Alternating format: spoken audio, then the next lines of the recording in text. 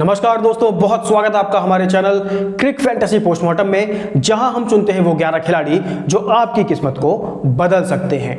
IPL के लंबे break के बाद एक बार फिर से मैं आपके सामने उपस्थित हूं और आज की वीडियो में हम बात करेंगे WTC फाइनल में होने वाले इंडिया वर्सेस ऑस्ट्रेलिया महामुकाबले की। आईपीएल में हमने बहुत कंटिन्यूटी के साथ काम किया, लेकिन उसके खत्म होने के बाद हमको थोड़ा सा ब्रेक मिला और इस ब्रेक के बाद एक बार फिर से आज हम आपको एनालाइज करेंगे और उस एनालिसिस के बाद आपको बताएंगे कि WTC फाइनल में कौन से 11 खिलाड़ी हो सकते हैं जो आपको ड्रीम 11 मेगा कॉन्टेस्ट जितवा सकते हैं। वीडियो में आगे बढ़ूंगा, लेकिन सबसे पहले मैं आपको बता दूं कि अगर अब तक आपने हमारे चैनल को सब्सक्राइब नहीं किया है तो आप सबसे पहले हमारे चैनल को सब्सक्राइब कर लीजिए, क्योंकि हम यहां पर रेगुलर मैचेस की टीम बनाते हैं और एक शानदार टीम बनाकर आपके सामने प्रेजेंट करते हैं जो आपके सपने को साकार कर सकती है।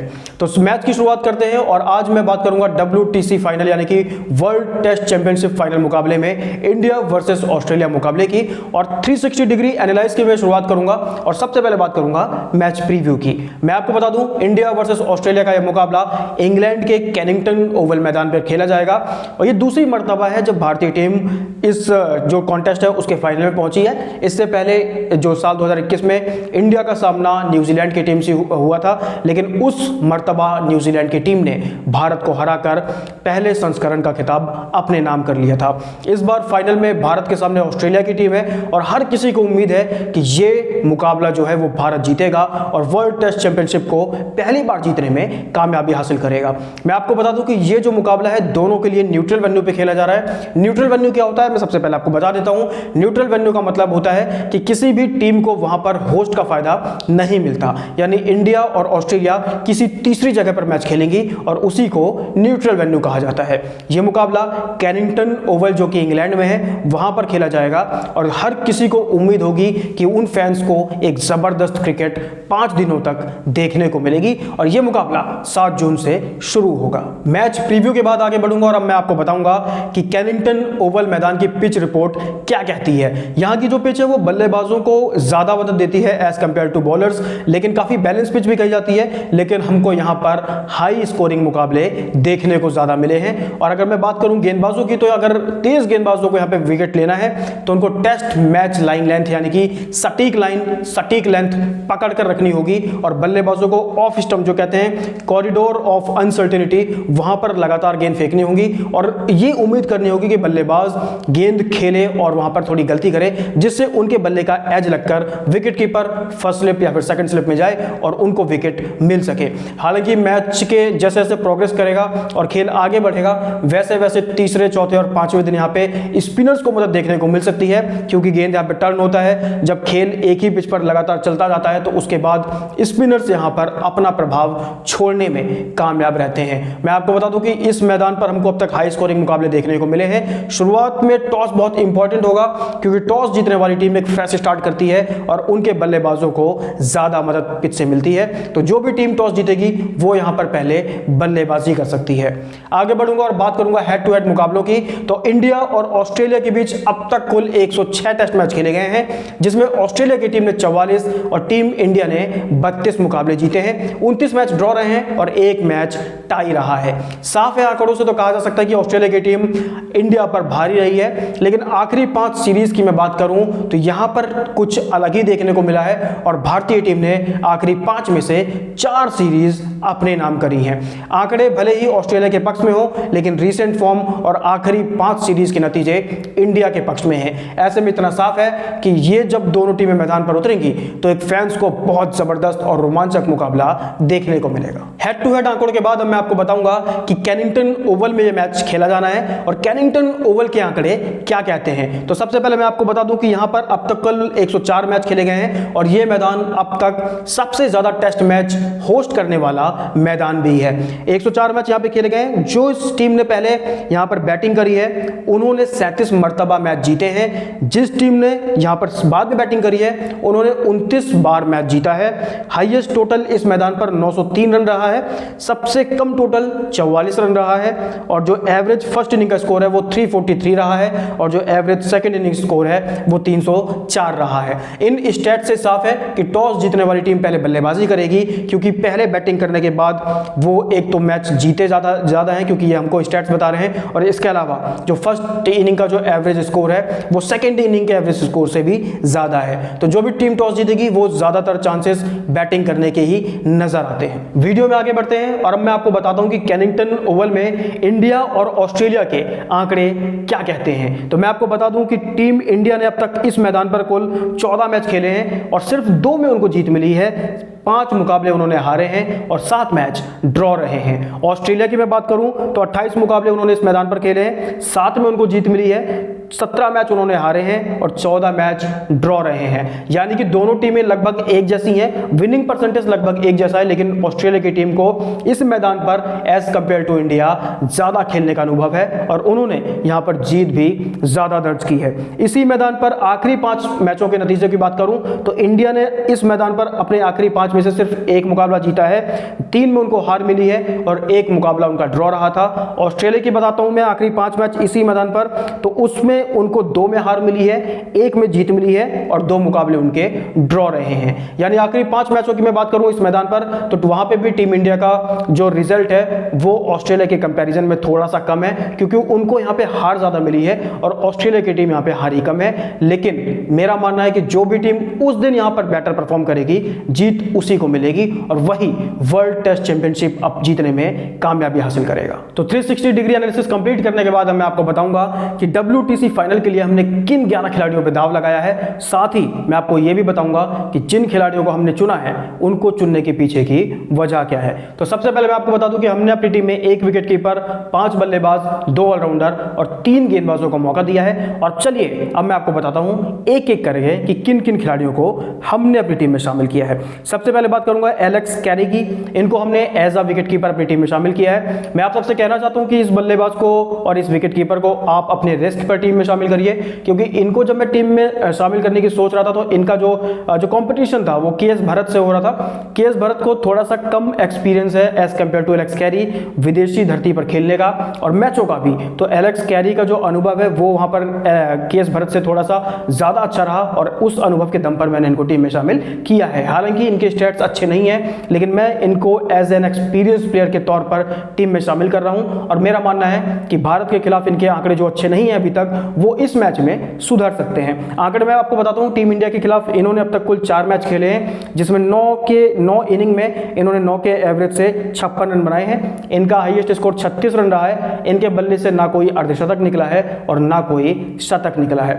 मतलब भारतीय टीम के सामने एलेक्स कैरी अब तक विफल रहे हैं, रन बनाने में नाकाम रहे हैं। क्योंकि ये मैच जो है वो इंग्लैंड में होगा, वहाँ की conditions as compare to India काफ़ी डिफरेंट होती हैं, तो वहाँ पर ये बल्लेबाज अपने नाम के अनुरूप खेलता नजर आ सकता है। आखिरी 5 पारियों की बात करूँ भारत के खिलाफ तो 2 में इनको बैटिंग नहीं मिली, 1 में इन्होंने कोई रन नहीं बनाए और 1 बार इन्होंने 3 और 1 बार 7 रनों की पारी खेली। आंकड़े अच्छे नहीं है जैसा कि मैंने आपको बताया, लेकिन क्योंकि ये एक्सपीरियंस्ड प्लेयर है, इंग्लैंड की कंडीशंस इनको सूट करेगी और इसलिए इस खिलाड़ी को टीम में शामिल करना जरूरी हो जाता है। विकेट कीपर के बाद मैं बात करूंगा बल्लेबाजों की और सबसे पहले बात करेंगे विराट कोहली की। विराट कोहली आईपीएल में ढेरों रन बना के आ रहे हैं, उनका जो कॉन्फिडेंस है वो बहुत 7वें आसमान पर है, लगातार रन बना रहे हैं, इनफॉर्म बैट्समैन है। और सेकंड इंपॉर्टेंट बात यह है कि इस खिलाड़ी को ऑस्ट्रेलिया के खिलाफ खेलना बहुत रास आता है। मैं इनके आंकड़े आपको बताता हूं। ऑस्ट्रेलिया के खिलाफ इन्होंने 24 मैचों में 42 पारियों में 48.26 की औसत से कुल 1979 रन बनाए हैं, जिसमें इनका हाईएस्ट स्कोर 186 रन रहा है। इस दौरान विराट कोहली के बल्ले से 5 अर्धशतक और 8 शतक निकले हैं। साफ है 24 मैचों की 42 पारियों में इन्होंने बहुत लाजवाब पारी खेली है ऑस्ट्रेलिया के खिलाफ और लगातार कंटिन्यूटी के साथ रन बनाए हैं। तो ऐसे में विराट कोहली को टीम में शामिल करना बहुत इंपॉर्टेंट है। और इनकी आखिरी 5 पारियों की मैं बात करूं ऑस्ट्रेलिया के खिलाफ तो इन्होंने बहुत शानदार रन बनाए हैं, 186, 13, 22, 20 और 44। ये कुछ रन है जो इन्होंने आखिरी 5 पारियों में ऑस्ट्रेलिया के खिलाफ बनाए हैं। आगे बढ़ूंगा, बात करूंगा चेतेश्वर पुजारा की। राहुल द्रविड़ के बाद इनको मिस्टर डिपेंडेबल कहा जाता है टीम इंडिया का। बहुत अच्छे बैट्समैन है। इंग्लैंड में ये आईपीएल, क्योंकि आईपीएल टीम का हिस्सा नहीं थे तो ऐसे में इंग्लैंड में ये पहले ही पहुंच गए थे और वहां पर उनके घरेलू हालातों का इनको अच्छे से आइडिया मिल गया, क्योंकि वो वहां पर डोमेस्टिक क्रिकेट लगातार खेल रहे थे। ऑस्ट्रेलिया के खिलाफ इनका परफॉर्मेंस बहुत अच्छा रहता है। इनके आंकड़े में आपको बताता हूं तो 24 मैचों की 43 पारियों में इन्होंने 50.82 के औसत से कुल 2033 रन बनाए हैं, जिसमें इनका हाईएस्ट स्कोर 204 रन रहा है। चेतेश्वर पुजारा ने ऑस्ट्रेलिया के खिलाफ अब तक कुल 11 अर्धशतक लगाए हैं, वहीं इनके बल्ले से 5 शतक निकल चुके हैं। आखिरी 5 पारियों की बात करूं तो ऑस्ट्रेलिया के खिलाफ इन्होंने अब तक कुल 42, 59, 1, 31 और 0 की पारियां खेली हैं। यानी कि चेतेश्वर पुजारा बहुत अच्छे बल्लेबाज हैं, कंसिस्टेंसी के साथ रन बना रहे हैं और इनको आप एज अ सेकंड बैट्समैन अपनी ड्रीम 11 टीम का हिस्सा जरूर बनाइएगा। चेतेश्वर पुजारा के बाद अब मैं बात करूंगा स्टीवन स्मिथ की। Don Bradman of current era इनको कहा जाता है। सेकंड मोस्ट इंपॉर्टेंट बात जो है कि वो इंडिया के खिलाफ हमेशा बेहतरीन परफॉर्म करते हैं। इनके इंडिया के खिलाफ आंकड़े कैसे हैं तो मैं आपको बता दूं। 18 मैचों की 35 पारियों में 65 के एवरेज से इन्होंने कुल 1887 रन भारत के खिलाफ बनाए हैं, जिसमें इनका हाईएस्ट स्कोर 192 रन रहा है। इनके बल्ले से 5 अर्धशतक और 8 शतक भारत के खिलाफ निकल चुके हैं। ये आंकड़े दिखाते हैं कि भारत के खिलाफ स्टीवन स्मिथ को कितना अच्छा लगता है खेलना और ऐसे में इस खिलाड़ी को आप अपनी टीम में शामिल जरूर करें और ये खिलाड़ी आपके लिए कैप्टन मटेरियल भी हो सकता है। आखिरी 5 पारियों में इन्होंने कुछ ज्यादा खास किया नहीं है। इनकी आखिरी 5 पारियों की बात करूं तो 10, 38, 1 में बैटिंग नहीं आई और 26 और 1 में इन्होंने 9 रन की पारी खेली थी।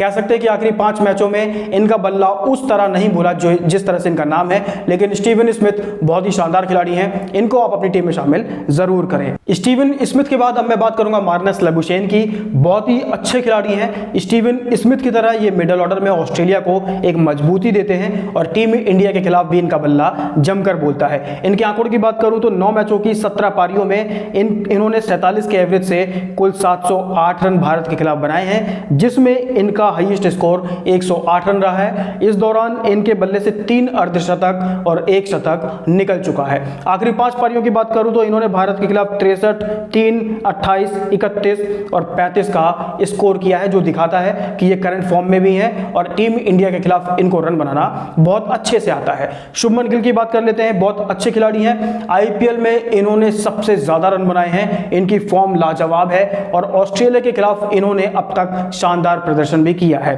5 मैचों की 9 पारियों में इन्होंने 51 के एवरेज से कुल 413 रन बनाए हैं, जिसमें इनका हाईएस्ट स्कोर 128 रन रहा है। ऑस्ट्रेलिया के खिलाफ इनके बल्ले से 2 अर्धशतक और 1 शतक निकल चुके हैं। आखिरी 5 पारियों की बात करूं तो इन्होंने 3 पारियों में बैटिंग करी है, जिसमें इन्होंने 128, 5 और 21 का जो स्कोर है वो किया है। लाजवाब खिलाड़ी हैं। इनको आप अपनी टीम में शामिल जरूर करें, क्योंकि अगर आप इनको अपनी टीम में शामिल करेंगे तो ये आपको एक मजबूत जो टीम है वो बनाने का मादा रखते हैं। बल्लेबाजों की बात अब मैं बात करूंगा ऑलराउंडर्स की, और सबसे पहले बात करते हैं रविंद्र जडेजा की। रविंद्र जडेजा ऑस्ट्रेलिया के खिलाफ अब तक कुल 4 मैचों की 5 पारियों में 43 के एवरेज से 175 रन बना चुके हैं, जो दिखाता है कि ये बल्लेबाज बल्ले से भी कमाल करता है और गेंद से भी धमाल मचाता है। गेंदबाजी की बात करूं तो इन्होंने अब तक ऑस्ट्रेलिया के खिलाफ कुल 85 विकेट झटके हैं, जिसमें इनका बेस्ट परफॉर्मेंस 110 रन देके 10 विकेट रहा है। आखिरी 5 पारियों की बात करूं तो इन्होंने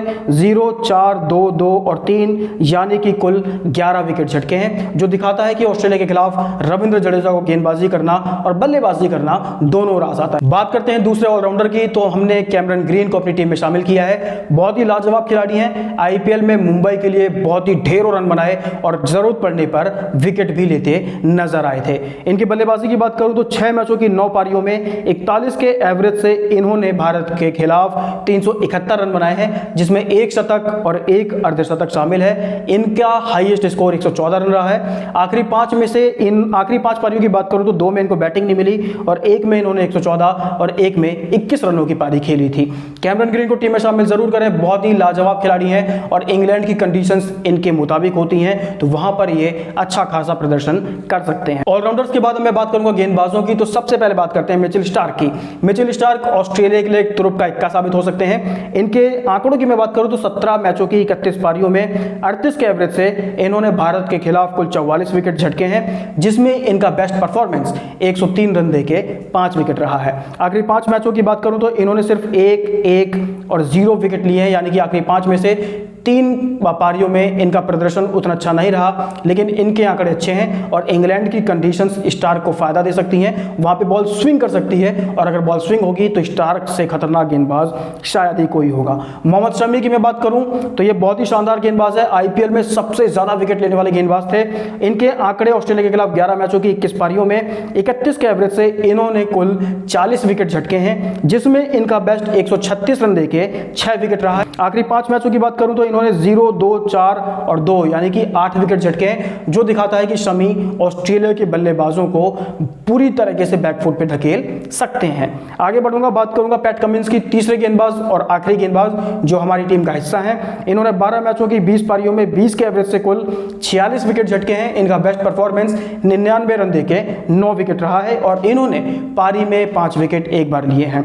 इनके आखिरी 5 मैचों की बात करूं तो इन्होंने एक बार गेंदबाजी नहीं करी, वहीं 1, 2, 1, 3 यानी 3, 2, 5 और 2, 7 विकेट ले चुके हैं, जो दिखाता है कि मिचेल स्टार्क भी भारत के बल्लेबाजों को बैकफुट में धकेलने के लिए पूरी तरह से तैयार हैं। तो एक बार फिर से मैं आपको उन 11 खिलाड़ियों के नाम बताता हूं जिनको हमने अपनी टीम में शामिल किया है। इनके नाम है Alex Carey, Virat Kohli, Shubman Gill, Steven Smith, Cheteshwar Pujara, Marnus Labuschagne, Cameron Green, Ravindra Jadeja, Mohammed Shami, Pat Cummins और मिचेल स्टार्क। आप अपनी टीम में कैप्टन स्टीवन स्मिथ और वाइस कैप्टन मार्नस लबुशेन को बना सकते हैं। दोनों खिलाड़ी बहुत शानदार खिलाड़ी हैं, एक अच्छे खासे बैटिंग क्रम के हिस्सा है और इनको पता है कि विपक्षी गेंदबाजों के खिलाफ रन कैसे बनाने हैं। आगे बढ़ते हैं और बात करते हैं अपने उस सेगमेंट की जो फैंस को सबसे ज्यादा पसंद आता है, जिसका नाम है फैंटेसी प्रेडिक्शन बाय सीएफपी। इस मैच के लिए हमने टॉस का जो अनुमान है वो लगाया है कि ऑस्ट्रेलिया की टीम टॉस जीत सकती है। फर्स्ट इनिंग का स्कोर 410 से 475 के बीच रह सकता है। सबसे ज्यादा रन स्टीवन स्मिथ बना सकते हैं, सबसे ज्यादा विकेट मोहम्मद शमी ले सकते हैं, सबसे ज्यादा छक्के स्मिथ लगा सकते हैं और जो रिजल्ट है वो ऑस्ट्रेलिया इस मैच को जीतकर वर्ल्ड टेस्ट चैंपियनशिप को पहली बार जीतने में कामयाबी हासिल कर सकती है। तो दोस्तों आगे बढ़ूंगा और मैं आप सबसे रिक्वेस्ट करना चाहूंगा कि अगर अब तक आपने हमारे टेलीग्राम परिवार का हिस्सा नहीं बने हैं तो आप हमारे टेलीग्राम चैनल से सबसे पहले जुड़ जाइए, क्योंकि हम वहां पे डालते हैं लाइव टीम। लाइव टीम का मतलब होता है कि टॉस के बाद जब हमको प्लेइंग 11 का अंदाजा लगता है और जब कंडीशंस का और अच्छे से पता चलता है तो हम वहां पे अपनी थोड़ी बहुत टीम जो है वो फेरबदल करते हैं उसमें और उसको डालते हैं अपने टेलीग्राम चैनल पर। तो टेलीग्राम चैनल पर लाइव टीम पाने के लिए आप हमारे टेलीग्राम चैनल का हिस्सा जरूर बने। उससे जुड़ने के लिए आप हमारे कमेंट और डिस्क्रिप्शन बॉक्स में जाइए, वहां पर मैंने चैनल का लिंक डाल दिया है। चैनल के लिंक पर क्लिक करिए और हमारे टेलीग्राम परिवार का हिस्सा बन जाइए। आज के लिए इस वीडियो में इतना ही, आपसे मुलाकात होगी एक नई वीडियो में। थैंक यू सो मच, नमस्कार।